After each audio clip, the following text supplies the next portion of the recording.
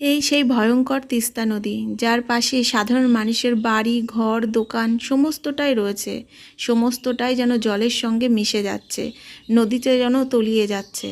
অর্ধেকটা ভেঙে তো প্রায় পড়েই গেছে। কিছু কিছু বাড়ির লোকজন এখন আর নেই।